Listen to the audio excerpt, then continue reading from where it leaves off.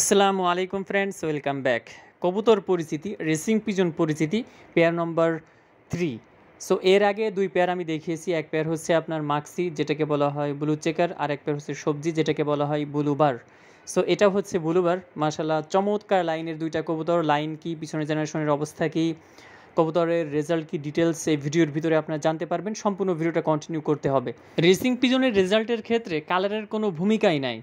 যেমন সবজি, Maksi, red shaker, মিলি, grizzle, এই যে যতগুলো কালারের কথা বললাম, কালারের কোনো ভূমিকা নাই রেসিং পিজনের রেজাল্টের ক্ষেত্রে। যে কোনো কালারের রেসিং পিজন যে কোনো সময় রেজাল্ট করতে পারে, হোক সেটা সবজি, রেড সেকার, মাক্সি, গ্রিজেল অথবা মিলি।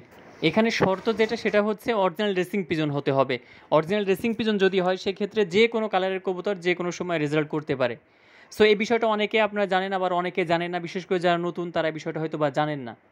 সো এরপরও কেন আমরা সবজি একই কালারের কালেক্ট করছি, মাক্সি একই কালারের কালেক্ট করছি, বা মিলি বা রেড সেকার কেন আমার লফটে রাখছি, সেটাই ভিডিওর ভিতরে আমি জানার চেষ্টা করব একটু হলেও।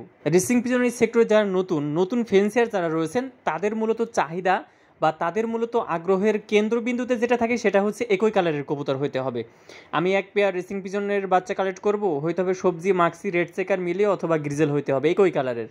সো তাদের কথা চিন্তা করেই মূলত আমরা একই পেয়ারের জোড়া মেলানোর চেষ্টা করি, খুবই কষ্টের ভিতর দিয়ে। কারণ একই কালারের কবুতর সব কিছু ঠিক রেখে জোড়া মেলানো খুবই কঠিন হয়ে যায়। তারপরেও নতুন ফেন্সারদের কথা চিন্তা করি মূলত আমরা একই কালারের কবুতর কালেক্ট করি এবং সেইগুলা পেয়ার করে আপনাদের কাছে বাচ্চাগুলা পাঠিয়ে দিই। সো এখানে এখন আমি আপনাদের লাইনটা বলে দিই।